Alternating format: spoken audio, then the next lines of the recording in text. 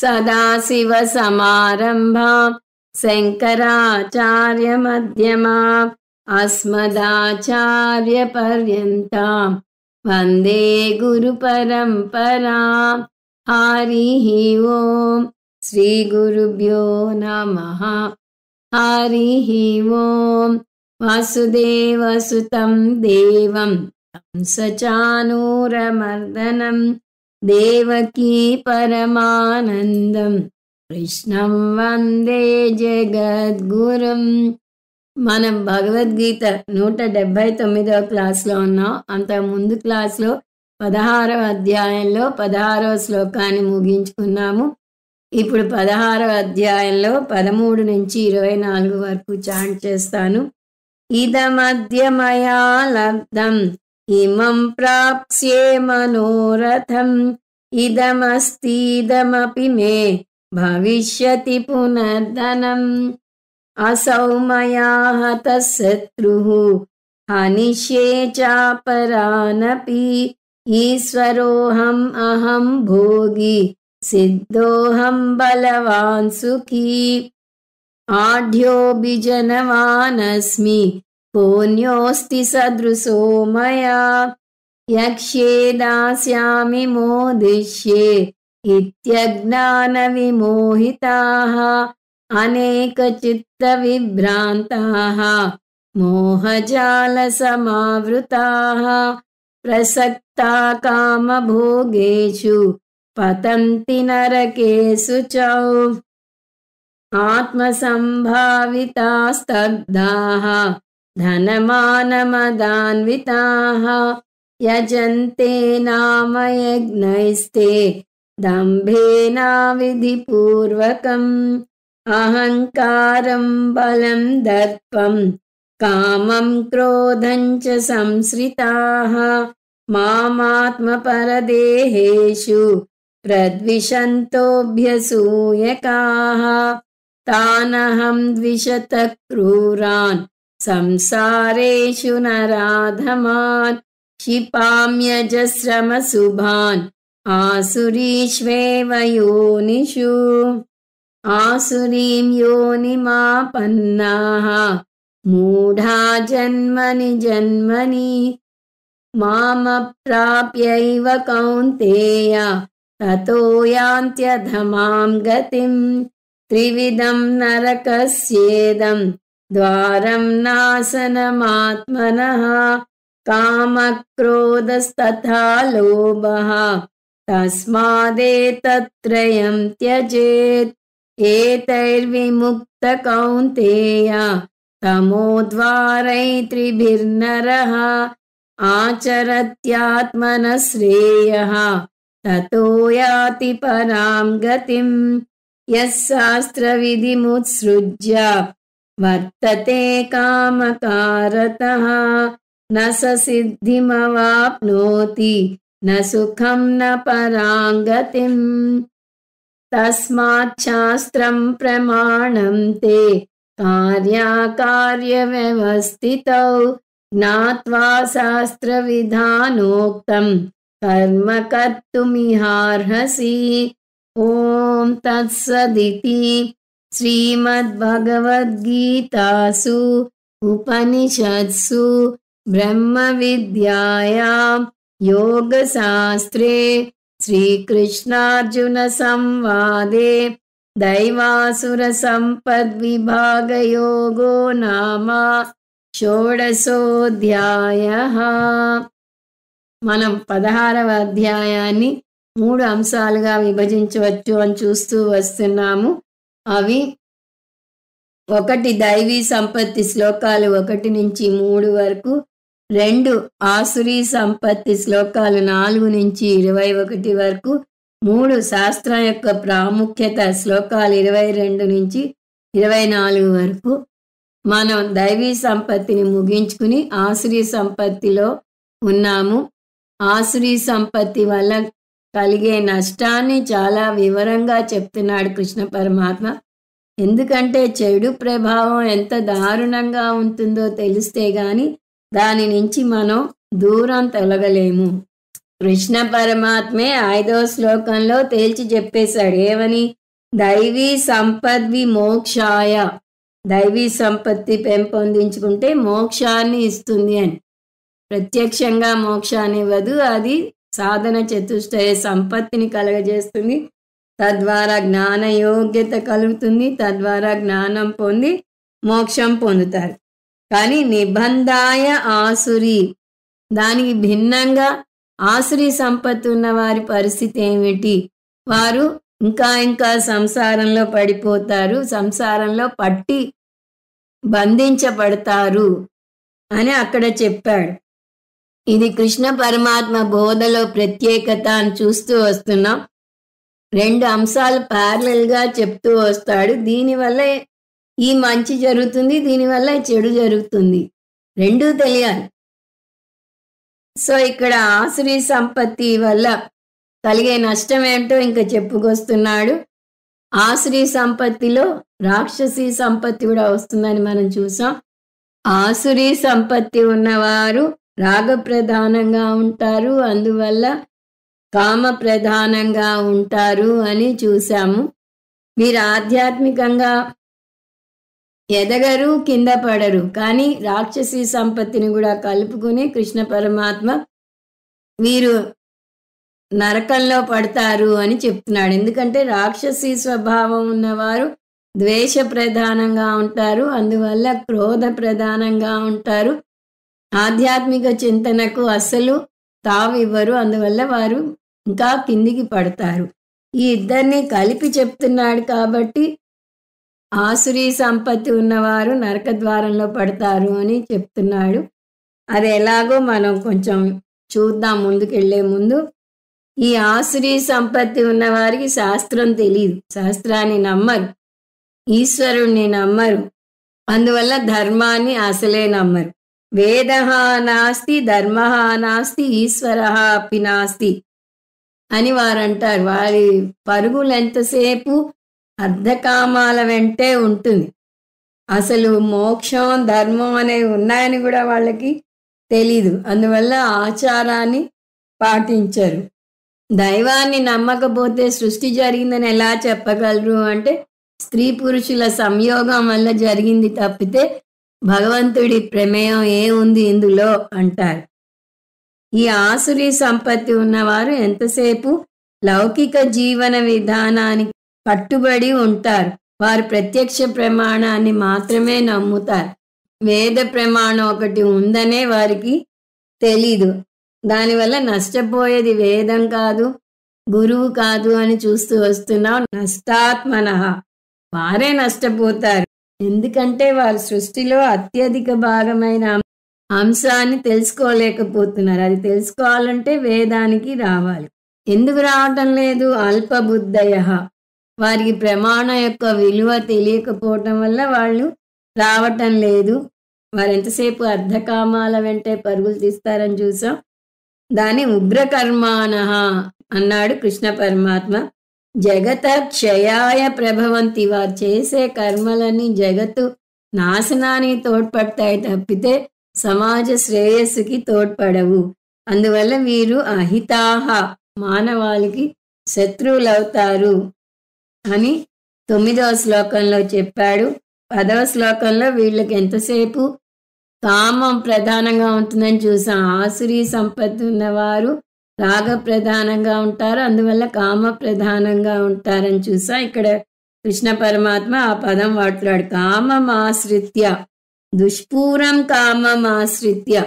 అది కూడా ఏవో కొన్ని కోరికలు మాత్రమే కాదు, అనంతమైన కోరికలను కోరుతూ ఉంటారు. ఆ కోరికలు తీరగానే దంభమాన మదాన్వితాహ, వారికి దంభం, దురభిమానం, మదం పెరుగుతాయి. మోహాత్ గృహీత్వా సద్గ్రాహాన్, ఇది ఎందువల్ల ఏర్పడుతోంది అంటే వారికి ఉన్న మోహం వల్ల. ధర్మాధర్మ విచక్షణ లేదు అని చూసాం. ధర్మాధర్మ విచక్షణ లేకపోయేసరికి కళ్ళు కప్పుకుపోతాయి. వారు చేస్తున్నది చెడు అని ఎవరన్నా చెప్పినా వారు వినరు. ప్రవర్తంతే అశుచివ్రతాహ, వారు కూడా పూజలు చేస్తారు, కానీ అవి ధర్మబద్ధమైన పూజలు కాదు, మానవాళికి హాని చేసే పూజలు చేస్తారు. 11లో కామోపభోగ పరమాహ అన్నాడు. వీరు అర్ధకామాల వెంటే పరుగులు తీస్తారు అని సూచించడానికి ఈ కామం పదం 10 నుంచి 23 శ్లోకాల వరకు అక్కడక్కడ వేస్తూనే ఉన్నాడు. 10వ శ్లోకంలో కామమాశ్రిత్య అన్నాడు, కోరికల వెంట పరుగులు తీస్తారు అని. కామోపభోగ పరమాహ అంటే ఎంతసేపు అర్ధకామాల వెంట పరుగులు తీస్తారు అన్నాడు. 12లో కామభోగార్థం అన్నాడు. 16లో కామభోగేషు అన్నాడు. 18లో కామం క్రోధం చ సంశ్రితాః అన్నాడు. తర్వాత 21లో కామక్రోధస్తథా లోభః అన్నాడు. 23లో వర్తతే కామకారతః అన్నాడు. ఆ విధంగా కామం వల్ల వాళ్ళు ఎంత అధోగతిలో పడిపోతున్నారు అన్నది పదే పదే చెప్పుకుంటూ వచ్చాడు. 11లో ఈ పదం చూస్తున్నాం మనం, కామోపభోగ పరమాహ అంటే వారికి ఉన్న శ్రద్ధల్లా కోరికలు ధనం మీదే, అంటే అర్ధకామాల మీదే. కాసుకు లోకం దాసోహం అంటారు. వారు దాసోహం అనేది కనకానికి సుఖాలకు. చింతాం అపరిమేయాం వీటి వెంట పరుగులు తీయటం వల్ల వారు నిరంతరం బెంగ ఆందోళనతో నిండి ఉంటారు. అది కూడా ఎంతవరకు, ప్రళయాంతాం అతను మరణించే వరకు ఇదే జీవన విధానం, ఇంత కూడా మార్చుకోరు. పైగా ఇతి ఏతావత్ నిశ్చితాహ ఇదే జీవన విధానం, ఇంకోటి లేదు అనే దృఢ నమ్మకంతో ఉంటారు. 12లో కామక్రోధ పరాయణాహ అన్నాడు. అంటే వారు కామక్రోధాలకు తీవ్రంగా లోనవుతారు. కామం వల్ల క్రోధం వస్తుందని చూసాం. కోరిక తీరకపోతే కోపం వస్తుంది. వాళ్ళ కోరికలు కూడా ఎటువంటివి, లౌకిక కోరికలు. ఆశాపాస శతై బద్ధాః అనేక పాశాలతో వారిని వారే బంధించుకుంటారు.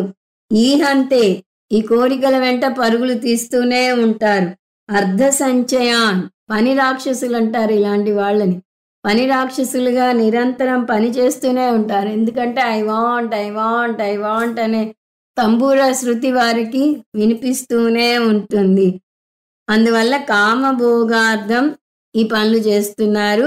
అన్యాయేన డబ్బు సంపాదించాలన్న తపన ఎక్కువైన కొద్దీ న్యాయంగా సంపాదించాలి అనే ఆలోచన పక్కకి వెళ్ళిపోతుంది.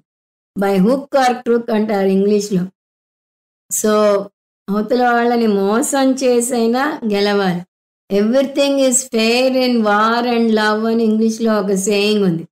వార్లో ఇలా లౌకిక విజయాలకు సంబంధించింది కూడా వస్తుంది. అంటే బిజినెస్లో పైకి రావాలంటే నలుగురిని అనగదొక్కి కానీ రాలేరు అనే భావన ఇలాంటి వారిలో పాతుకుపోతుంది. 13 నుంచి 16 వరకు రాగ ప్రధానంగా ఉన్నవారు, కామ ప్రధానంగా ఉన్నవారు ఎలా ఆలోచిస్తారు, ఎలా అనుకుంటారు అనేది కృష్ణ పరమాత్మ చెప్తున్నాడు.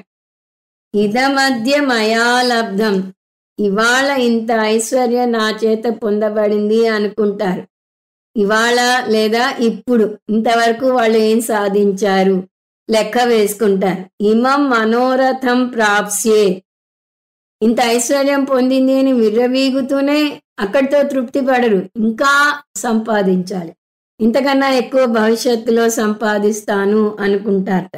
ఇదమస్తి ఇదమపి మే భవిష్యతి పునర్ధనం ఇదం ధనం అస్తి ఇదం ధనం భవిష్యతి అంటే ఇప్పుడు ఇంత డబ్బు ఉంది, భవిష్యత్తులో ఇంకా ఇంత సంపాదిస్తాను అని లెక్కలు వేసుకుంటూ ఉంటాడు. 14లో అంత డబ్బు సంపాదించాలి అంటే చెప్పాను కదా, బిజినెస్లో పైకి రావాలంటే నలుగురు నెత్తి మీద చేయి పెట్టి కానీ రాలేరు. వారిని అనగదొక్కి మళ్ళీ పైకి లేవలేనంతగా అనగదొక్కి మరీ కొంతమంది పైకి వస్తారు. అందువల్ల అతను అనుకుంటాట, అసౌమయ హతః శత్రుహు ఈ శత్రువు నా చేత చంపబడ్డాడు అనుకుంటున్నాడు. లిటరల్గా చంపించి ఉండవచ్చు, కనీసం ఇప్పుడు చూసినట్టుగా పైకి లేవలేనంతగా ఎదురు దెబ్బ తీసి ఉండవచ్చు. సో ఇదిగో ఈ శత్రువు నా వల్ల చంపబడ్డాడు. అక్కడితో ఆగుతాడా? శత్రువు అనిషే చాపరానపి తక్కిన శత్రువులను కూడా ఇలాగే చంపేస్తాను ఒకసారి చేశాక ఇంక వెనుకాడడు. అంతరాత్మ నోరు నొక్కేస్తాడు. అందువల్ల ఇంకా ఇంతమందిని చంపేస్తాను అని అనుకుంటాడు. శత్రుశేషం రుణశేషం ఉండకూడదని ఇంకొక సామెత. చిన్న పామునైనా పెద్ద కత్తితో కొట్టాలి అని అంటారు. అలాగే చిన్న శత్రువు అయినా పక్కలో బల్లెలా తయారవకుండా అతన్ని ముందే అణగదొక్కాలి అనుకుంటారు. ఇంత గర్వం వచ్చేసరికి అహం ఈశ్వర, అహం భోగి, నేనే ఈశ్వరుణ్ణి, నేనే గొప్ప శక్తిమంతుణ్ణి, నేనే ఐశ్వర్యాన్ని అనుభవిస్తాను, అహం సిద్ధ, నేనే శక్తిమంతుణ్ణి, బలవాన్, నేనే గొప్ప బలవంతుణ్ణి, సుఖి, నా అంత అదృష్టవంతుడు లేడు అని విర్రవీగుతాడు. 15లో అహం ఆఢ్య అస్మి, నేను కోటీశ్వరుని. అంత శక్తి, బలం, హోదా, డబ్బులు అన్నీ ఉంటే సహజంగానే అతను కోటీశ్వరుడు అవుతాడు. అభిజనవాన్ అస్మి, నేను పెద్ద వంశానికి, నేను ఉన్నత వంశానికి చెందిన వాడిని. కోన్యోస్తి సదృశోమయ, నాకు సమానంగా ఎవరున్నారో చెప్పండి చూద్దాం, నన్ను మించిన వారు లేరు అని విర్రవీగడం కొంతమందికి చాలా ఇష్టం. ఏ చిన్న ఫీల్డ్లో అయినా సరే నేనే నెంబర్ 1గా ఉండాలి అనుకుంటారు. ఫ్లాట్స్ కల్చర్ వచ్చాక మాకు తెలిసి ఒకళ్ళు టాప్ ఫ్లోర్లో ఉన్నారు. ఎండ, వాన, చలి అన్నీ ఎక్కువే ఉంటాయి అంటారు. ఎందుకు అలా తీసుకున్నారంటే మా పైన ఇంకోళ్ళు ఉండేదేమిటి, మేమే అందరికన్నా పైన ఉండాలి అన్నారు ఆవిడ. అలా ఉంటుంది కొంతమందికి. నన్ను మించిన వాళ్ళు ఎవరున్నారో చెప్పండి చూద్దాం అంటే ఎవరూ లేరు అని. నిజంగా ఇంకోళ్ళ పేరు చెప్పమని కాదు, అలా ఇంకోటి పేరు చెప్తే వాళ్ళు భరించలేరు కూడా. యక్షే, అతను దేవుణ్ణి నమ్మడు, పూజలు నమ్మడు, కానీ కొన్ని యజ్ఞాలు చేస్తాడు. తను ఎదగటం కోసం కాదు, గొప్పలు చాటుకోవటం కోసం, ఆర్భాటం చేయటం కోసం పెద్ద పెద్ద పూజలు, యజ్ఞాలు, డబ్బులు వెదజల్లి చేస్తాడు, వీడియోలు తీస్తాడు. కానీ అవన్నీ పేరు ప్రఖ్యాతలు పొందడం కోసం. దాస్యామి, దానాలు కూడా చేస్తాడు. అక్కడ కూడా రాజస బుద్ధితో కొంతమంది దానం ఇవ్వడం కూడా గర్వంగా ఇస్తారు, హెచ్చులకు పోతూ ఇస్తారు. మోదిష్యే, నన్ను అందరూ మెచ్చుకుంటూ నాకు సన్మానాలు, సభలు చేస్తారు. ఇది ఇంతవరకు ఈ ఆశ్రీ సంపత్తి ఉన్న వారి ఆలోచన ఇలా ఉంటుంది అని కృష్ణ పరమాత్మ చెప్తున్నాడు. కొన్ని వేల సంవత్సరాల కింద చెప్పిన ఆలోచనలు అక్షరం పొల్లిపోకుండా ఈ రోజు కూడా కొంతమందిలో మనం చూస్తున్నాం.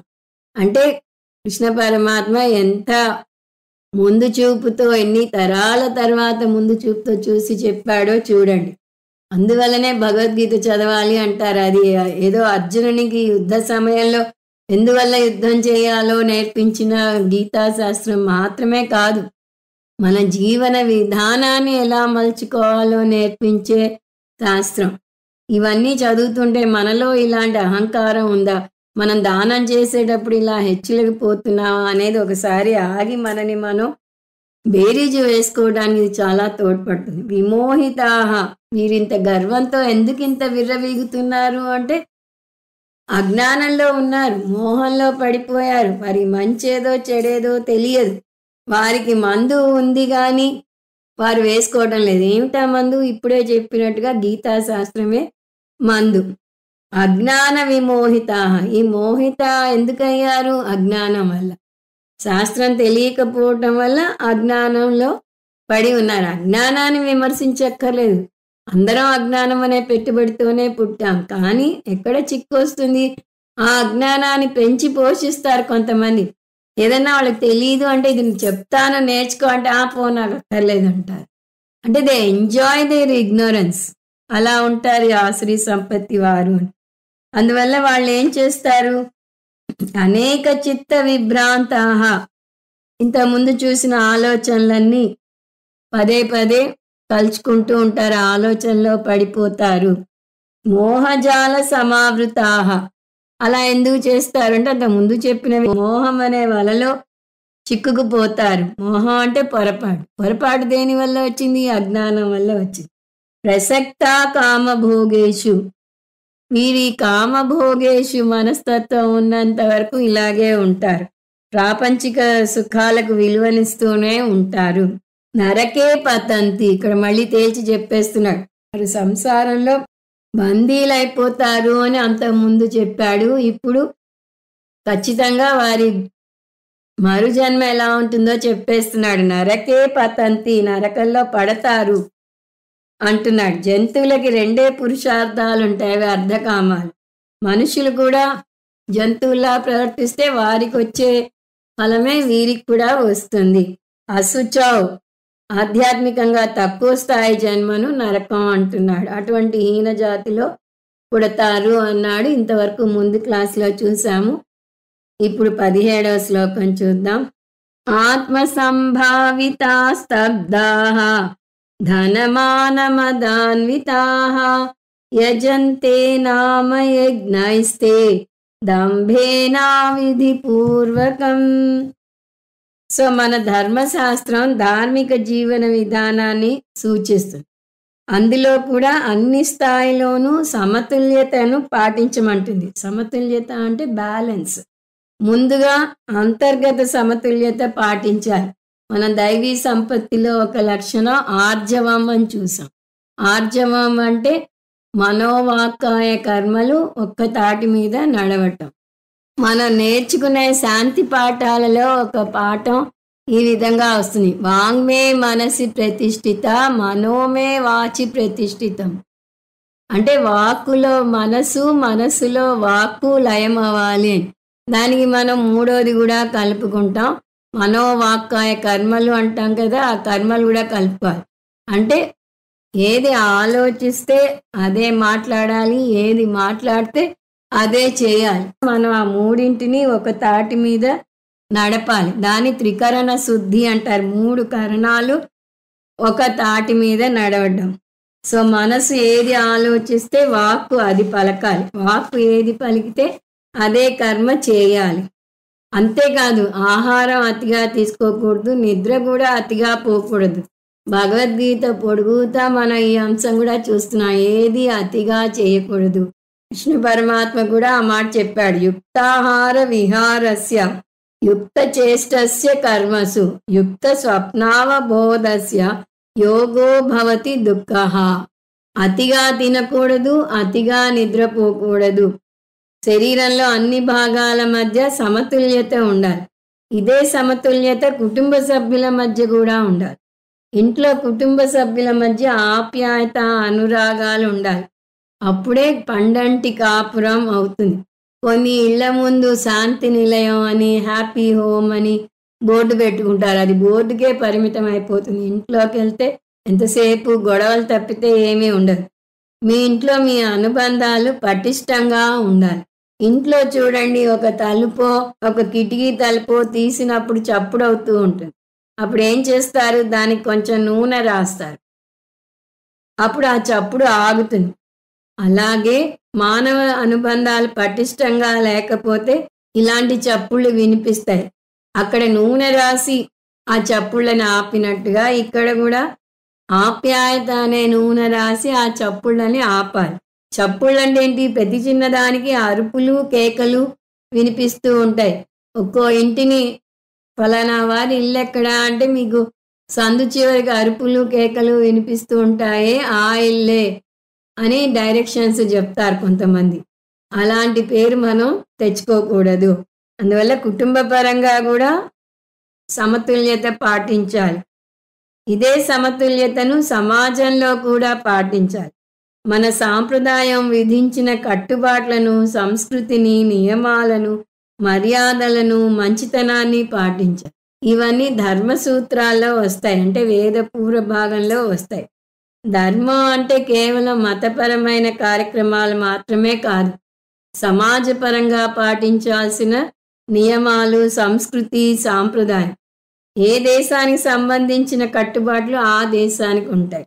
అవి ఆ దేశపు నాగరికతను సూచిస్తాయి. కానీ ఇప్పుడు మనకి ఆ వెస్టర్న్ కల్చరు మనం దింపేసుకున్నాం. వారి వెర్రిపోకడలన్నీ ఇక్కడ కూడా వస్తున్నాయి. పెళ్లి విషయమే తీసుకుంటే వర్ణసంకరం జరుగుతోంది, వెంటనే విడాకులు అవుతున్నాయి, లివ్ ఇన్ రిలేషన్షిప్స్ వస్తున్నాయి. ఇలా రకరకాల వెర్రిపోకడలను చూస్తున్నాం. అంటే మన దేశపు నాగరికతను పారద్రోలుతున్నాం. ఈ రోజుల్లో బాడీ లాంగ్వేజ్ ప్రధాన పాత్ర వహిస్తుంది. మీరు నిల్చునే తీరు, కూర్చునే తీరు, మాట్లాడే తీరు, తినే తీరు అన్నీ మీ మర్యాదను సూచిస్తాయి. పూర్వం ఈ బాడీ లాంగ్వేజ్ పదం వారికి తెలీదు మన పూర్వీకులకి. కానీ ఆ సూత్రాలను చక్కగా పాటించేవారు. ఇంటికి ఎవరైనా మహాత్ములు వస్తే పిల్లలకు 100 జాగ్రత్తలు చెప్పేవారు. కుదురుగా కూర్చో, కాళ్ళు ఆడించకు, చేతులు కట్టుకో, పొగరుగా కనపడకు, పెద్దవారి ముందు కాలు మీద కాలేసి కూడా కూర్చోకూడదంట. అందువల్ల కాలు మీద కాలేసి కూర్చోకు, వెనక్కి ఆనుకుని కూర్చోకు, ముందుకి వంగి కూర్చో, ఇలా ఎన్నో సూచనలు ఇచ్చేవారు.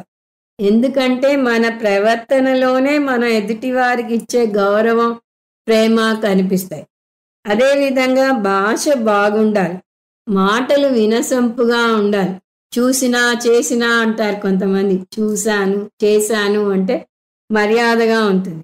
అది కాక నలుగురిలో ఉన్నప్పుడు కొంతమంది డామినేటింగ్గా ఉంటారు. ఎంతసేపు వారే మాట్లాడతారు, వేరే వారికి అసలు అవకాశమే ఇవ్వరు. ఎవరైనా మధ్యలో దూరడానికి ప్రయత్నించినా వారి ప్రయత్నాన్ని ఫలించనివ్వరు. అది తప్పే. కొంతమంది పక్కనున్న వారితో మాట్లాడుతున్నా ఎక్కడో ఆమడ దూరంలో ఉన్న వారికి కూడా వినిపించేంత గట్టిగా మాట్లాడతారు.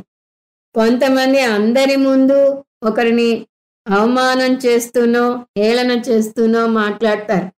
ఇలా రకరకాలుగా ఉంటాయి మనుషుల ప్రవర్తనలు. ఇవన్నీ కూడా తప్పే. శాస్త్రం మనకి నేర్పించేది మాటలో ప్రవర్తనలో మంచి చూపించాలి, అణకువగా ఉండాలి, ఎదుటివారికి హాని కలగజేయకూడదు.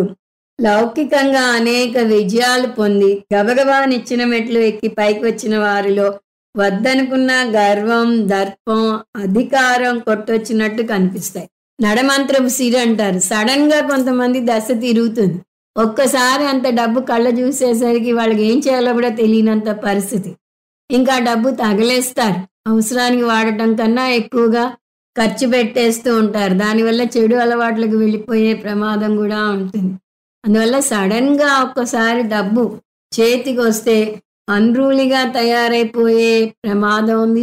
లేదా గర్వంతో కళ్ళు పొరలు కప్పేసే ప్రమాదం ఉంది. వారి అడుగడుగున ప్రవర్తనలో, మాటలో, హావభావాల్లో ఆ దర్పం, అహంకారం కనబడుతూనే ఉంటుంది. వచ్చిన చిక్కు ఏమిటంటే అగ్నికి ఆజ్యం తోడైనట్టు అటువంటి అహంభావుల చుట్టూ బెల్లం చుట్టూ ఈగలు ముసిరినట్టుగా వారికి భజన చేసేవారు కొందరు చేరుతారు. వారిని కాకాపట్టి వారికి కావలసిన పనులు చేయించుకుంటారు. యస్త్యాస్తి విత్తం స నరః కులీనః స పండితః స శ్రుతవాన్ గుణజ్ఞః స ఏవ వక్తా స చ దర్శనీయః సర్వే గుణాః కాంచనమాశ్రయంతే. ఇది చాలా ప్రసిద్ధి చెందిన శ్లోకం. ఎక్కడ ఐశ్వర్యం, హోదా ఉంటుందో అక్కడ అతని చుట్టూ అతన్ని పొగిడేవారు చేరుతారు. వారు ఏమంటారు? నువ్వు గొప్పవాడివి, నువ్వు పండితుడివి. వాళ్ళు నిజంగా పండితులు కాకపోవచ్చు, కానీ నువ్వు పండితుడివి, నువ్వు విద్యలో ఆరితేరావు అని ఆకాశానికి ఎత్తేస్తారు. అసలే కళ్ళు నెత్తికెక్కి ఉన్నవారు ఇంకా ఈ పొగడ్తలతో నిజమే నేను పండితుడిని, నేను గొప్పవాణ్ణి, నేను ఐశ్వర్యవంతుణ్ణి, నా మాటకి తిరుగులేదు అనే గర్వంతో మిడిసిపడుతూ ఉంటారు. ఇంత కళ్ళు నెత్తికెక్కిన వారికి పొగడ్తలతో ఇంకా కన్ను మిన్ను కానరాదు. ఇటువంటి వారికి ఫస్ట్ మాయమయ్యేది వినయం, దాని తర్వాత దైవ భక్తి. అహంకారం, ఈశ్వర భక్తి ఒక చోట ఉండలేవు. రాక్షసుల కథలు వింటే కంసుడవని, హిరణ్యకశిపుడవని, హిరణ్యాక్షుడవని వారికి భక్తి ఏ కోసానా లేదు. హిరణ్యకశిపుడు ఎవరన్నా హరినామస్మరణ చేస్తే ఆఖరికి తన కొడుకుని కూడా వదలలేదు, వారిని దండించేవాడు. ప్రహ్లాదుడు ఎన్ని హింసలు పెట్టాడో మనందరికీ తెలిసిందే. ఎప్పుడైతే ఇలా రాక్షసంగా ప్రవర్తిస్తారో అలాంటి వారి దరిదాపుల్లోకి మహాత్ములు వెళ్ళరు. వారికి భయపడి ఎవరు నోరు విప్పరు. వారికి మంచి చెప్పగలిగిన మహాత్ములు దుష్టులకు దూరంగా ఉండాలి అనే సూత్రాన్ని అనుసరించి వారి దరిదాపుల్లోకి వెళ్ళరు. ఇంకా వారికి మంచి విడమర్చి చెప్పేది ఎవరు ఉండరు. కాబట్టి వారికి ఆడింది ఆట, పాడింది పాటగా సాగుతుంది. పాపాన్ నివారయతి యోజయతే హితాయ గుహ్యం నిగూహతి గుణాంచ ప్రకటీకరోతి ఆపద్గతం నచ జహాతి దదాతి కాలే సన్మిత్ర లక్షణం ఇదం ప్రవదంతి సంతః. మంచివారు నీకు స్నేహితులైతే వారు నీకు మంచి మాటలు చెప్తారు. కానీ ఆశ్రీ సంపత్తి ఉన్న వారి చుట్టూ చేరేది ఎవరు? కాకారాయుళ్ళు మాత్రమే. భజనగాళ్ళు అంటాం, చెంచాగాళ్ళు అంటాం, ఇలాంటి వాళ్లే ఉంటారు. వారు ఇటువంటి వారిని మాటల్లో, సంస్కారంలో, మర్యాదలో అంతకంతకు దిగజారిపోయేలా చేస్తారు. వారికి కొంచెం గర్వం ఉంటే వీరు ఇంకా ఎక్కువ చేస్తారు. నువ్వేంటి వారి మాట వినేదేమిటి అంటారు. లేకపోతే ఇదిగో అతను ఎవడో నీ మాట వినలేదు, అతని కాలరాయి అని ఎక్కిస్తారు. కృష్ణ పరమాత్మ సభలోకి వచ్చినప్పుడు కంసుడు కనీసం లేచి నిల్చోలేదు. అహంకారం ఎక్కువైనప్పుడు కనిపించే యాటిట్యూడ్ అంటాం. ఇది ఏమవుతుంది? పొగరు వస్తుంది. ఇక్కడ ఒక 5 పదాలు చూస్తున్నాము. ఈ 5 తర్వాత వచ్చే శ్లోకం నుంచి ఇక్కడే తెచ్చుకుంటున్నాం. ఇటువంటి దంభం దర్పం అన్న వాళ్ళు ఎలా ప్రవర్తిస్తారు అనేది సూచించడానికి ఫస్ట్ అహంకారం. ఎవరు వారికి నమస్కారం పెట్టినా కూడా వారికి అహంకారం పెరిగిపోతుంది. కొంతమందికి నమస్కారం పెట్టించుకోవాలనే తపన ఉంటుంది. నాకెవరు నమస్కారం పెట్టరండి అంటారు. అలా ప్రతి వారిలో ఎంతో అంతో వారిని ఎదుటివారు గౌరవించాలి, కాళ్ళకి నమస్కారం పెట్టాలి, నీ అంతటి వారు లేరని పొగడాలి అని ఉంటుంది. కొందరు మహాత్ములు నమస్కారం పెట్టించుకోరు. వారికి మీరు నమస్కారం పెట్టినా మీ నమస్కారం మా గురువులకే చెందుతుంది అంటారు. ఆ గురువులు కూడా తీసుకోరు. అలా నమస్కారం వెనక్కి వెళ్ళి కృష్ణం వందే జగద్గురుం, కృష్ణ పరమాత్మకి వెళ్తుంది. అలా చెయ్యగలిగితే అహంకారం ఉండదు. కానీ ఇక్కడ మనం మాట్లాడేది అలాంటి సత్పురుషుల గురించి కాదు, ఆశ్రీ సంపత్తి ఉన్న వారి గురించి. కాబట్టి వారికి అహంకారం ఎక్కువ. బలం, ఈ బలం కూడా శారీరక బలం కాదు, పదవి ఇచ్చిన బలం. ఆస్తి ఉంది, ఐశ్వర్యం ఉంది, హోదా ఉంది, దానితో వారు ఏమన్నా చేయగలరు, చట్టాన్ని శాసించగలరు, రాజులని శాసించగలరు అనే దర్పం. రాజు తలుచుకుంటే దెబ్బల కొదవా అని రాజుల కాలంలో వచ్చింది. కానీ ఇప్పుడు డబ్బున్న వారు తలుచుకుంటే దెబ్బల కొదవా. వారు మంత్రులని, చట్టాన్ని, పోలీసులని అన్నిటినీ వారు నిర్దేశిస్తారు. దర్పం అంటే పొగరు. ఎప్పుడైతే హోదా, ఐశ్వర్యం ఉంటుందో దాని వెన్నంటే పొగరు అనే లక్షణం కూడా వస్తుంది. కామం, కోరిక. ఈ కోరికలు కూడా లౌకిక కోరికలే ఉంటాయి, మంచి కోరికలు ఉండవు. క్రోధం, ఎప్పుడైతే కామం ఉంటుందో అప్పుడు క్రోధం దాని వెన్నంటే ఉంటుంది. కృష్ణ పరమాత్మే చెప్పాడు, కామయేష క్రోధయేష రజోగుణ సముద్భవం అని. రజోగుణం ఉన్న వారికి కామం, క్రోధం రెండూ తీవ్రంగా ఉంటాయి. ఇక్కడ మనం రజోగుణం ఉన్న ఆశ్రీ సంపత్తి గురించే చూస్తున్నాం. కాబట్టి వీరికి క్రోధం ఉంటుంది. ఐశ్వర్యం, హోదా వారికి ఇచ్చిన అహంకారంతో వారి మాటే చెల్లుబాటు అవ్వాలనుకుంటారు. అది కుదరకపోతే కోపం వస్తుంది. ఎవరన్నా ఇంత కొంచెం మేరకు వారిని గౌరవించకపోతే వారిలో ఆ తిరస్కారం వస్తుంది. ఆత్మ సంభావితాహ, ఇప్పుడు ఈ శ్లోకంలో పదం చూస్తున్నాం. ఈ క్రోధం వరకు మనం వచ్చే శ్లోకంలో చూస్తాం. ఆత్మ సంభావితాహ, ధనం, హోదా ఇచ్చిన దర్పంతో నన్ను ఎవరూ విమర్శించలేరు, నన్ను ఎవరు తప్పు పట్టలేరు అనుకుంటారు. ఇప్పుడు నలుగురిలో ఉన్నప్పుడు ఇతరులని మాట్లాడినివ్వరని చూసాం. వారే మొత్తం చక్రం తిప్పుతారు. కొంతమంది డామినేటింగ్గా ఉన్న వారి మాటలు వినసొంపుగా ఉంటాయి, సరదాగా ఉంటాయి, హాస్యభరితంగా ఉంటాయి, వినాలనిపిస్తుంది. అలా శామ్యూల్ జాన్సన్ గుడ్ కాన్వర్సేషనలిస్ట్ అంటారు ఇంగ్లీష్లో. అతని చుట్టూ బోల్డ్ మంది అతని సంభాషణలు వినటానికి చేరేవారు. కానీ ఈ ఆశ్రీ సంపత్తి ఉన్న వారికి మాట్లాడే చాకచక్యం కూడా ఉండదు. ఎంతసేపు వారి స్వోత్కర్షే ఉంటుంది, ఆత్మస్థుతే ఉంటుంది. ప్రత్యక్షంగా చెప్పని, పరోక్షంగా చెప్పని వారి గొప్పలు చెప్పుకోవటమే ఉంటుంది. ఇందాక చెప్పాను, ఒక ఆవిడ ఎంతసేపు ఆవిడ గొప్పలే చెప్తుంది. అవి ఆల్రెడీ ఒక 100 సార్లు మనం విని ఉంటాం. అయినా అంత ఉత్సాహంగాను మళ్ళీ చెప్తుంది. స్తబ్దాహ, యాటిట్యూడ్ అంటాం, బాడీ లాంగ్వేజ్ అంటాం. వీరి బాడీ లాంగ్వేజ్లోనే వీరెంత గర్వంగా ఉంటారో తెలుస్తుంది. స్తబ్దాహ అంటే స్తంభంలాగా వారి శరీరం నిటారుగా ఉంటుంది.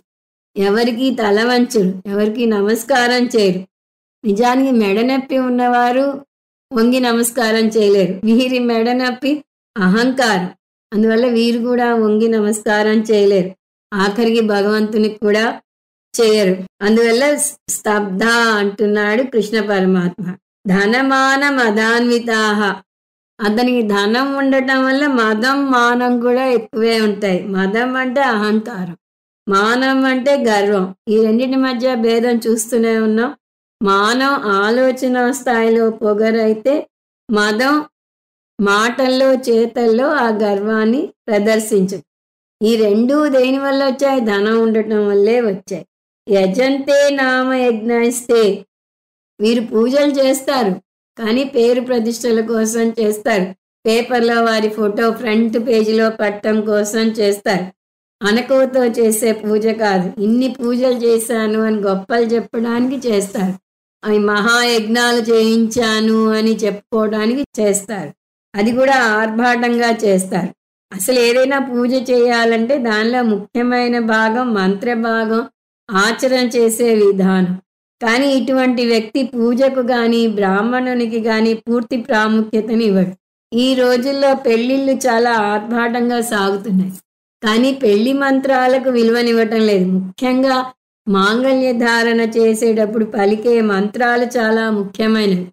జీలకర్ర బెల్లం పెట్టేటప్పుడు ముహూర్తం చాలా ముఖ్యం. కానీ ఫోటోగ్రాఫర్ ఇటు చూడండి అంటారు, లేదా మంగళసూత్రం కట్టే ముందు ఆగండి ఆగండి మేము వస్తున్నాం అంటారు. వారికేసి చూడాలి, కడుతున్న అమ్మాయిని చూడకుండా ఆ ఫోటోగ్రాఫర్ని చూసి కట్టాలి. ముహూర్తం దాటిపోతోంది బాబు అని పురోహితుడు చెప్పబోతుంటే అతన్ని కస్సుమంటారు ఈ ఫోటోగ్రాఫర్లు. ఒక బ్రాహ్మడు వాపోయాడు, మీకు ఇచ్చేది ఏ 40,000 50,000, మాకు 2 లక్షలు 3 లక్షలు ఇస్తారు, మా డ్యూటీ మేము సక్రమంగా చేయాలి, మీరు నోరెత్తగండి అని వాళ్ళ నోరు మూయిస్తారట ఈ ఫోటోగ్రాఫర్లు. పైగా ఇప్పుడు మరీ వెర్రితలలు వేస్తున్నాయి. పెళ్లిపీటల మీదే వాళ్ళిద్దరూ ఒకళ్ళనొకళ్ళు కాగులించుకోమని, చనువుగా ఉండమని ఫోటోలు తీస్తూ ఉంటారు. ముందు ముహూర్తం మంత్రాలు అవి ముఖ్యం, అవన్నీ పక్కకి వెళ్ళిపోతాయి. అసలే వివాహ బంధాలు 10 కాలాలు నిలవటం కష్టంగా ఉన్న రోజుల్లో ముహూర్త బలానికి విలువనివ్వకపోవడం చాలా తప్పు. పెళ్లిలో వేద మంత్రాలకు వాటి ఆచరణకు విలువనివ్వాలి, కానీ ఫోటోగ్రాఫర్లే దాన్నంతా భ్రష్టు పట్టించేస్తున్నారు. దంభేన యజ్ఞేన.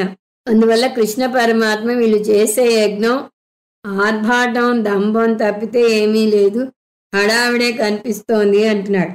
అవిధిపూర్వకం. మంత్రాలకు విలువనివ్వక నియమాలకు విలువనివ్వకపోతే ఆ జరిగే యజ్ఞం ఎలా ఉంటుంది? అవిధిపూర్వకం, విధి విధానంగా ఉండకుండా వారికి తోచినట్టుగా ఉంటుంది. అసలు పెళ్ళయ్యాక అరుంధతి నక్షత్రాన్ని చూపించాలి. ధ్రువుణ్ణి అరుంధతి నక్షత్రాన్ని పెళ్లి కొడుకు భార్య చేయి పట్టుకుని చూపించాలి. ధ్రువుడు శక్తివంతుడు, విశ్వాసానికి పెట్టింది పేరు. అరుంధతి వశిష్ఠుల బంధం భార్యాభర్తల మధ్య ఉండాల్సిన అన్యోన్యతకు చిహ్నం. ఈ నక్షత్రాలను చూడటం వల్ల ఈ జంట కూడా అంత అన్యోన్యంగా ఉండాలి అని శాస్త్రం నిర్దేశించింది. కానీ అది కూడా పక్కదారికి వెళ్ళిపోయింది. ఇప్పుడు పట్టబగలు ముహూర్తాలు పెడుతున్నారు. మిట్ట మధ్యాహ్నం తీసుకెళ్లి అరుంధతి నక్షత్రాన్ని చూపించే క్రతువును యాథాలాపంగా ముగించేస్తున్నారు. లేకపోతే అక్కడ జోక్స్ వేసుకుంటారు. నక్షత్రాన్ని చూడు అంటే అరుంధతి నక్షత్రం కనపట్లేదు, 60,000 అప్పు కనిపిస్తోంది అన్నట్ట పెళ్లి కొడుకు. లేదా అనేక రకంగా కబుర్లు చెప్పేసుకుంటారు. అదే అవిధి పూర్వకం అంటే. పెళ్లి కొడుకు శ్రద్ధగా చేస్తాడంటే అతను చేయడు. పెళ్లి చూడటానికి వచ్చిన అతిథులు షేక్ హ్యాండ్లు ఇచ్చి బహుమతులు ఇచ్చి వెళ్తుంటారు ఆ సమయంలో కూడా. ఇంకా లాభం లేదని పురోహితుడే డూడు మంత్రాలు చదివేసి అమ్మాయి చేయి పట్టుకుని అదిగో అరుంధతి నక్షత్రం చూడు అనేసిన ఆశ్చర్యపోనవసరం లేదు. అసలు చూపించాల్సింది ఎవరు? భర్త. దాని అర్థం ఏంటి? ఓ భార్యామణి, నువ్వు నాతో అన్యోన్యంగా ఉండాలి. ఈ మాట అమ్మాయి చేయి పెట్టుకుని పురోహితుడు చెప్తే అమ్మాయి అన్యోన్యంగా ఉండాల్సింది పురోహినితోనా భర్తతోనా? అందువల్లనే పెళ్ళయ్యాక భర్తతో పోట్లాడుతుంది. ఈ విధంగా చేసే యజ్ఞాలు అవిధిపూర్వకంగా చేస్తారు, అంటే నియమ నిబంధనలను పాటించరు అంటున్నాడు కృష్ణ పరమాత్మ. ఇప్పుడు 18. అహంకారం బలం దర్పం కామం క్రోధం చ సంశ్రితాః మామాత్మ పరదేహేషు ప్రద్విషంతోభ్యసూయకాః. ఇంత ముందే చూసినట్టుగా ఇటువంటి ఆశ్రీ సంపత్తి ఉన్న వ్యక్తిని సరిదిద్దేవారు ఎవరు ఉండరు. ఎందుకంటే వారి చుట్టూ ఉండేది కాకారాయుళ్ళు. వారు ఒక్క మాట విమర్శిస్తే వీళ్ళు భరించలేరు అని తెలిసి వారు ఏం చేసినా అది కరెక్టే అంటారు. దానికి ఒక చిన్న జోక్ చెప్తారు. ఒక రాజు వంకాయ కూర అంటే ఆయనకి ఇష్టం. అందువల్ల అబ్బా వంకాయ ఎంత మంచిది అని అంటాడు. ఆ రాజు పక్కన ఉండే మంత్రి కూడా అవును రాజా, అందువల్లనే మీకు కిరీటం ఉన్నట్టుగా వంకాయకి కూడా ఈ కిరీటం ఉంది చూడండి అంటాడు. దాని కాడని కిరీటం అంటాడు. కొన్నాళ్ళాక రాజుగా వంకాయ కూర తిని మొహం ఒత్తుతుంది. అబ్బా చస్తున్నా ఈ వంకాయ కూర తినలేక అంటే అవును రాజా, అందువల్లే దానికి ముళ్ళు ఉంది చూసారా అంటాడు. అంటే రాజు ఏమంటే అది అని రాజు ప్రాపకం పొందుతాడు మంత్రి. ఆ విధంగా వీరు అహంకారం, బలం, దర్పం, కామం, క్రోధంచ సంశ్రితాః. ఈ లక్షణాలు మనం ముందు శ్లోకంలోనే చూసాం. వారిలో గర్వం, పదవి ఇచ్చిన బలం, పొగరు, కోరిక, కోపం, రాజ్యమేలుతాయి. ఈ లక్షణాలు క్రమంగా వారిని నాస్తికునిగా మారుస్తాయి. ఎందువల్లంటే అహంకారం, భక్తి ఒక చోట ఉండలేవు అని చూసాం. హిరణ్యకశిపుడు ఓం నమో నారాయణాయ అనకూడదు, ఓం నమో హిరణ్యాయ అనాలని చాటింపు వేశాడు. మాం ప్రద్విషంతః. ఇటువంటి వారు భగవన్నామం చెయ్యకపోగా ద్వేషిస్తారు నన్ను అంటున్నాడు కృష్ణ పరమాత్మ. ఆ కృష్ణ పరమాత్మ ఎక్కడున్నాడు? ఆత్మపరదేహేషు. నేను అతనితో సహా అందరిలోనూ ఉన్నాను. ఆత్మదేహే అంటే అతని శరీరంలో, పరదేహే అంటే ఇతరుల శరీరంలో ఉన్నాడు. అందరిలో చైతన్య స్వరూపంగా ఉన్నాడు. కానీ ఆ విషయం తెలియక వారు నన్ను ప్రద్విషంతి, నన్ను ద్వేషిస్తున్నారు అంటున్నాడు. అటువంటి వ్యక్తి భగవంతుడిని మాత్రమే కాదు, శాస్త్రాన్ని ద్వేషిస్తాడు. భగవంతుడి మీదే నమ్మకం లేనప్పుడు భగవంతుడే ఇచ్చిన శాస్త్రం మీద అసలే శ్రద్ధ ఉండదు. అభ్యసూయకాః. శాస్త్రాన్ని కూడా విమర్శిస్తున్నాడు. 19 తానహం ద్విషత క్రూరాన్ సంసారేషు నరాధమాన్ క్షిపామ్యజస్రమ శుభాన్ ఆసురీష్వేవ యోనిషు. ఆధ్యాత్మిక చింతన ఉన్న ఇంటికి, లౌకిక భావన ఉన్న ఇంటికి మధ్య భేదం ఆ ఇంటి వాతావరణంలోనే తెలిసిపోతుంది. మీరు ఒక ఇంట్లోకి అడుగు పెట్టగానే ఆధ్యాత్మిక చింతన ఉంది అని ఎలా తెలుస్తుంది అంటే, ఆ ఇంట్లో పూజ గది నుంచి పూల పరిమళాలు, అగరత్తుల సువాసనలు, ప్రసాదాల గుబాలింపులు ఆహ్లాదకరంగా ఉంటాయి. భగవంతుని చిత్రపటాలు కూడా ఉంటాయి. కానీ లౌకిక జీవనానికి అంకితమైన వారింట్లో అసలు పూజ గదే ఉండదు. ఏ మతానికి చెందిన వారో కూడా తెలియదు. ఆ పటాలు కూడా మోడర్న్ ఆర్ట్ని సూచించే వెర్రిపోకడలు ఉన్న పటాలే ఉంటాయి. ద్విషతః. వారన్నింటినీ ద్వేషిస్తారు. ఈ రోజుల్లో మంగళసూత్రం వేసుకోవటం, కుంకుమ పెట్టుకోవటం కూడా కరువైపోయింది. ఫ్యాషన్ పేరిట ఇవన్నీ తీసేస్తున్నారు ఆడపిల్లలు. అదే సిక్కుల సంగతి తీసుకుంటే వారు తలపాగాని తీయమని యుద్ధంలో ఉన్నప్పుడు కూడా ప్రభుత్వంతో పోరి నిలబెట్టుకున్నారు. అది వారి మతానికి వారు ఇచ్చిన విలువ. మనకే అన్ని తిప్పలు. పేర్లు మన మతాన్ని సూచించేలా ఉండటం వారికి ఇష్టం లేదు. ఈ రోజుల్లో పెద్దవారు లక్షణంగా అమ్మవారి పేర్లైన మీనాక్షి, కామాక్షి పెడితే వారు పింకీ, చింకీ అంటారు. వెంకటేశ్వర్లు పేరు పెడితే వర్లు అని మార్చుకుంటాడు అతను. ఇది నేటి ఆధునిక సాంప్రదాయం యొక్క దుస్థితి. అటువంటి వారిని దేవుడే కాపాడాలి. కానీ వారు ఆ దేవుని కూడా ద్వేషిస్తారంటున్నాడు కృష్ణ పరమాత్మ. క్రూరాన్. వారి ప్రవర్తనలో కూడా క్రూరత్వం కనిపిస్తుంది. మంచి మర్యాద, సంస్కృతి, సాంప్రదాయం పొరపాటును కూడా కనపడు. నరాధమాన్. వారు నరులలో అధములు అంటున్నాడు. అశుభాన్. అశుభానికి చిహ్నాలు. అశుభం అంటే ఆధ్యాత్మిక చింతన లేకపోవటం, అంటే ధర్మ మోక్షాలకు విలువనివ్వకపోవటం. అందువల్ల వారి జీవితం అమంగళకరంగా ఉంటుంది. అటువంటి వారిని నేను మాత్రం ఏం చేయగలను, నరకంలో తోసేయటం తప్ప అంటున్నాడు. నరకే పతంతి అన్నాడని చూసాం. పరిత్రాణాయ సాధూనాం వినాశాయ చ దుష్కృతాం ధర్మ సంస్థాపనార్థాయ సంభవామి యుగే యుగే. ముందు సమాజాన్ని శాస్త్రం ద్వారా, గురువు ద్వారా మార్చడానికి ప్రయత్నిస్తాం. అయినా సమాజం భ్రష్టు పట్టిపోతూ ఉంటే మహాత్ములు శాస్త్రం కూడా సమాజాన్ని మార్చలేకపోతే మళ్ళీ నేనే అవతారం ఎత్తుతాను అని కృష్ణ పరమాత్మ 4వ అధ్యాయంలోనే చెప్పాడు. ముందే చూసినట్టుగా రాజసిక గుణం ఉన్న వ్యక్తి ఆధ్యాత్మికంగా పతనమవడు కానీ పైకి ఎదగలేడు. కానీ ఇతను కూడా సమాజానికి తామసిక ప్రధానంగా ఉన్న వ్యక్తిలాగా ప్రమాదమే. ఎందుకంటే ఆధ్యాత్మిక ఎదుగుదల లేకపోతే మానవ జాతికి అది పూడ్చలేని పెద్ద నష్టం. మనిషికి నిర్దేశించబడిన జీవితం 100 సంవత్సరాలు, శతమానం భవ అంటారు. కానీ అది లెక్కేస్తే 100 సంవత్సరాల్లో నిద్రలో సగం కాలం పోతుంది. అంటే 50 సంవత్సరాలే మిగులుతాయి. ఆ మిగిలిన సగం కూడా తెలిసి తెలియని బాల్యంలో, ఏమీ చెయ్యలేని వృద్ధాప్యంలో వృధా అయిపోతుంది. అది కాక అనారోగ్యం, బాధలు, కష్టాలు, ఇతరులకు సేవ చేయటానికే సమయం అంతా అయిపోతే నీటి బుడగలాగా తాత్కాలికమైన ఈ జీవితంలో మనుషులు ఏం సాధించగలరు అంటున్నాడు భర్తృహరి. రాజసిక ప్రవృత్తి ఉన్నవారు జీవితాన్ని వృధా పరుచుకుంటే తామసిక ప్రవృత్తి ఉన్నవారు ఏకంగా నాశనమే చేసుకుంటున్నారు. అందువల్ల వీరిని తీవ్రంగా విమర్శిస్తున్నాడు కృష్ణ పరమాత్మ. వారు వారికి ఇచ్చిన మానవ జన్మను సరిగా వినియోగించుకోలేరు, నరాధములుగా ప్రవర్తిస్తున్నారు. అందువల్ల వారికి నికృష్ట జన్మనిస్తాను వచ్చే జన్మలో అంటున్నాడు. కోతికి పూలమాలనిస్తే అదేం చేస్తుంది? ఆ పూలనంతా తెంపి తెంపి పెడుతుంది. అదేవిధంగా ఈ ఆసురీ సంపత్తి ఉన్న వారికి అద్భుతమైన మానవ జన్మనిస్తే దాన్ని నాశనం చేసుకుంటున్నారు. అజస్రం ఆసురీష్వేవ యోనిషు క్షిపామి, వారిని తక్కువ జాతి శరీరాలలో పడవేస్తాను అంటున్నాడు కృష్ణ పరమాత్మ. వారి మీద ద్వేషం కాదు, అది వారు చేసుకున్న దానికి అంతకన్నా వారికి మంచి జరిగే అవకాశం లేదు. ధర్మ మోక్షాలకి వారు పోకపోతే వారికి అధమ జన్మ రాక ఏమొస్తుంది? అందువల్ల వారు జంతు జన్మ కావచ్చు, చెట్టు జన్మ కావచ్చు, లేదా అధోలోకాలైన అతల వితల సుతల రసాతల మహాతల తలాతల పాతాళ లోకాలకి వెళ్ళవచ్చు. అందువల్ల అర్జున, ఇటువంటి జీవితం నువ్వు మాత్రం ఎప్పుడు కోరుకోకు అని చెప్తున్నాడు.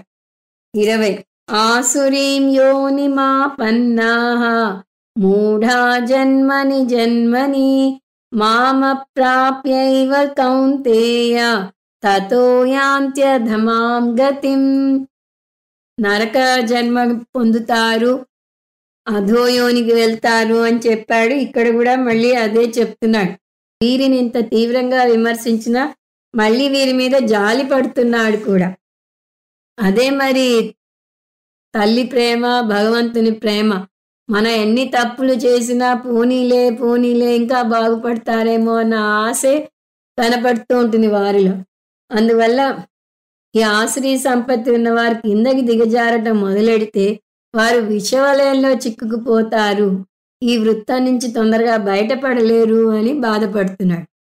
ఎందుకు? మనిషిని పశువు నుంచి విడదీసేది ఏమిటి? మనిషి బుద్ధిజీవి.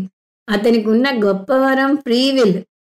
ఫ్రీవిల్ను ఉపయోగించి మంచి పనులు చేయాల్సింది పోయి చెడు కర్మలు చేసి చెడు మార్గంలో పడిపోతున్నారు. చెడు కర్మలు చేస్తే 2 అవస్థలు పడతారు. మొదటిది, మనిషి చేసిన చెడు కర్మ పాపాన్ని కలుగజేస్తుంది. రెండవది, మనిషి చేసే ప్రతి పని కూడా అతనిలో వాసనలను ఏర్పరుస్తుంది. వాసనలు అంటే స్టోర్ అయి ఉంటాయి వీరు చేసిన పనుల యొక్క ప్రభావం. మనసు ఒక ప్రత్యేకమైన సామర్థ్యం ఉంది. ఏదైనా పనిని కొన్ని రోజులు వరుసగా చేస్తే దాన్ని అలవాటుగా మార్చుకుని దానికి బానిస అయ్యే లక్షణం ఉంది. అందువల్లనే జ్ఞానిని చూసి జ్ఞాని చేసే పనులు మనం ప్రయత్నపూర్వకంగా అలవర్చుకుంటే మనకు కూడా మంచి లక్షణాలు వస్తాయి అని చెప్తుంది శాస్త్రం. ఇక్కడ మనం చెడు పనులు చేస్తూనే ఉంటాం, అవి మన అలవాటుగా మారిపోయే ప్రమాదం ఉంది. అందువల్ల మంచి అవని చెడు అవని 4 రోజులు చేస్తే అది అలవాటు అవుతుంది. ఉదాహరణకి మీరు స్వామీజీ బోధకి వరుసగా 4 రోజులు వెళ్ళి ఒకే చోటలో కూర్చోవడం అలవాటు చేసుకుంటే 5వ రోజు పొరపాటున ఎవరైనా మీరు కూర్చునే చోట కూర్చుంటే వారిని అరిచో కరిచో ఆ ప్లేస్ నుంచి లేపి మీరు అక్కడ కూర్చుంటారు. అంటే ఆ సీటుకి మీరు అంకితం అయిపోతారు. అది మీకు అలవాటుగా అయిపోతుంది. అక్కడ కూర్చుంటేనే బోధ అర్థమవుతుంది అనే దుస్థితికి చేరుకుంటారు. కాకపోతే ఇది శుభవాసన. ఒక మంచి కార్యక్రమానికి వెళ్ళటం శుభవాసన. కానీ ఇదే పద్ధతి చెడు వాసనకు కూడా వస్తుంది.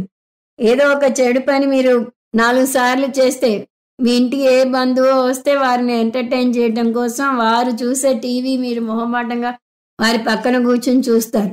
ఆ వచ్చిన బంధువు 4 రోజుల్లో వెళ్ళిపోతాడు. కానీ ఆ టీవీ సీరియల్ మీకు అతుక్కుపోతుంది. వారితో చూస్తారు. ఎక్కడికక్కడ ఆ సీరియల్ ఒక సస్పెన్స్‌తో ముగుస్తుంది. మర్నాడేమైందో అని అలా వేల కొద్దీ సాగే ఎపిసోడ్స్‌ని చూస్తూ ఉంటారు. అది అశుభ వాసన. అలా ఏ పని మీరు చేస్తానిగా అంటుకుపోయే ప్రమాదం ఈ మనస్సుకు ఉంటుంది. మనస్సుకి బంకలా అతుక్కుపోయే అలవాటు ఉంటుంది.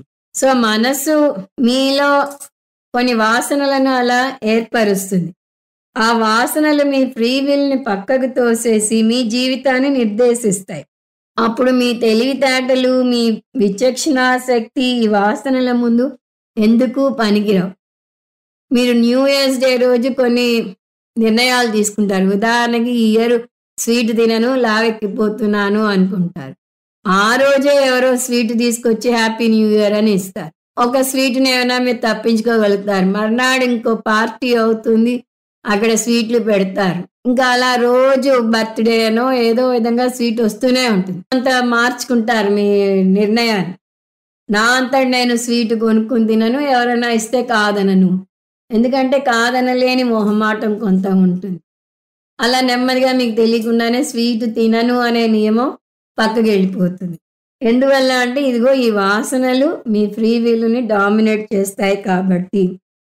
ఆశ్రీ సంపత్తి ఉన్న వారిలో ఇంకా ఎక్కువగా ఇవి వాసనలు డామినేట్ చేస్తాయి. ఎందువల్ల అంటే వారు చెడు కర్మలనే ఎక్కువ చేస్తూ ఉంటారు. ఏదైనా మొదటిసారి మాత్రమే నో అనగలరు. తర్వాత ఇంక దానికి అంతు ఉండదు. ఈ అలవాట్లు ఉన్నప్పుడు నువ్వు బ్రహ్మవి అని ఎంత నేర్పించినా తక్కిన విషయాల్లో బ్రహ్మని అని అర్థం చేసుకుంటారు. కానీ ఈ మందు విషయానికి వచ్చేసరికో, చెడు అలవాటు విషయానికి వచ్చేసరికో బ్రహ్మ అనే సత్యం భ్రమ అయి కూర్చుంటుంది. ఈ వ్యసనం మంచి వాటికి కూడా ఏర్పడుతుందని చూసాం. అలా ఏదైనా ఒకటి మనం పదే పదే చేస్తుంటే అది మనని ఇంకా ఇంకా అటువైపు లాగుతుంది. ఆసురీం యోని మాపన్న. కానీ వీరికి శుభవాసనలు ఉండవు, చెడు వాసనలే ఉంటాయి. ఆశ్రీ సంపత్తి ఉన్నవారు ఈ జన్మలో చెడు వ్యసనాలకు బానిస అవటమే కాక ఆ వాసనలను వచ్చే జన్మ కూడా తీసుకుపోతారు. అందువల్లనే చూడండి, ఈ జన్మలో మనుషులందరూ ఒకటే అయినా సహజంగా కొంతమంది ఉన్నతమైన కార్యాల వైపు ఆకర్షింపబడితే, అది కూడా చిన్న వయసులోనే ఆకర్షింపబడితే, కొంతమంది చెడు వైపు ఆకర్షింపబడతారు. కొన్ని ఇళ్లలో తల్లి ఇంకా రాగద్వేషాలలో కూరుకుపోయి ఉంటుంది. సినిమాలకి, పిక్నిక్లకి వెళ్తుంది. కూతురికి ఆధ్యాత్మిక చింతన వస్తుంది. తల్లే ఆశ్చర్యంగా చెప్తుంది, నాకు లేని అలవాటు మా అమ్మాయికి వచ్చింది అని. అది ఆ అమ్మాయి పూర్వజన్మ సుకృతం వల్ల అలవాటు అవుతుంది. తత్ర తం బుద్ధి సంయోగం లభతే పౌర్వదేహికం. పూర్వ జన్మలో ఉన్న వాసనల వల్ల ఈ జన్మలో మనిషి ప్రవర్తిస్తాడు అని కృష్ణ పరమాత్మ కూడా చెప్పాడు. బృహదారణ్యకంలో కూడా వస్తుంది. తం విద్యా కర్మని సమన్వార భేతే పూర్వ ప్రజ్ఞాచ. పూర్వ ప్రజ్ఞ అంటే వాసనలు. అందువల్ల ఆసురీ సంపత్తి ఉన్న ఈ దురదృష్టకరమైన వారు నికృష్టమైన జన్మలను పొందుతారు. యోని అంటే ఇక్కడ శరీరం, నికృష్ట శరీరాన్ని పొందుతారు. మూఢాహ, అటువంటి వారిని శాస్త్రం మూఢాహ అంటుంది. కృష్ణ పరమాత్మ కూడా అదే మాట అంటున్నాడు. జన్మని వారి ఈ జన్మలోనే మూఢులుగా కాదు, జన్మ జన్మలకు మూఢులుగానే పుడతారు. ఎందువల్ల అంటే ఆసురీ సంపత్తి వల్ల వారు చెడు జన్మ పొందుతారు. అక్కడ మంచి పొందే అవకాశం లేదు. అందువల్ల ఆ చెడే కంటిన్యూ అవుతూ ఉంటుంది. అందువల్ల జన్మకి కిందికి పడిపోతూనే ఉంటారు. ఆధ్యాత్మికంగా కిందకి పడిన కొద్దీ పరమాత్మకు దూరమైపోతారు, శాస్త్రానికి దూరమైపోతారు, మహాత్ములకు దూరమైపోతారు. మాం అప్రాప్య ఏవ, అటువంటి వారు అంతకంతకు నాకు దూరమైపోతారు అంటున్నాడు కృష్ణ పరమాత్మ. ఎందుకంటే వారికి దైవ చింతన కానీ ఆధ్యాత్మిక చింతన కానీ ఏర్పడే అవకాశాలు లేవు. అధమాం గతిం యాంతి, అటువంటి వారు అధోగతి పాలవుతారు. అతల వితల చూసాం, పాతాళ లోకం దాకా వెళ్తారు. అంటే అన్నిటికన్నా అధో లోకానికి వెళ్తారు. ఇంకా అంతకన్నా కిందికి వెళ్ళలేరు. ఇదంతా ఎందువల్ల వచ్చింది? ఈ జన్మలో వారు అర్ధకామాలకి మాత్రమే విలువనిచ్చి ధర్మ మోక్షాలను పట్టించుకోకపోవటం వల్ల వచ్చింది. దైవీ సంపత్తిని అలవర్చుకోకుండా ఆసురీ సంపత్తిని పెంపొందించుకోవటం వల్ల వచ్చింది. ఫ్రీ విల్ని ఉపయోగించుకోకపోవటం వల్ల వచ్చింది. అందువల్లనే చెడు వినకు, చెడు కనకు, చెడు మాట్లాడకు, సత్సంగంలోనే ఉండు అంటారు. Tell me your friends and I'll tell about you అంటారు ఇంగ్లీష్లో. సత్సంగ సర్వదా కార్య, దుస్సంగ సర్వదా త్యాజ్య. అందువల్ల సత్సంగంలోనే ఎప్పుడు ఉండండి, దుస్సంగానికి దూరంగా ఉండండి. ఒక్కోసారి పుస్తకాల్లో మిమ్మల్ని తప్పుదారి పట్టించే ప్రమాదం ఉంది. కొంచెం మద్యం చేవిస్తే మంచిదే అంటారు ఒకరు. నలుగురితో కలిసి తాగటం నాగరికత అంటారు ఇంకొకరు. ఇటువంటి తప్పుడు ప్రచారాలకు లోను కావద్దు, వారికి దూరంగా ఉండండి. అంత్య నిష్ఠూరం కన్నా ఆది నిష్ఠూరం మేలు అని తెలుసుకోండి అని అర్థం చేసుకుంటాం. ఓం తత్సత్. సర్వం శ్రీకృష్ణార్పణమస్తు. ఓం పూర్ణమద పూర్ణమిదం పూర్ణాత్ పూర్ణముదచ్యతే పూర్ణస్య పూర్ణమాదాయ పూర్ణమేవావశిష్యతే. ఓం శాంతి శాంతి శాంతి. హరి ఓం. శ్రీ గురుభ్యో నమః. హరి ఓం.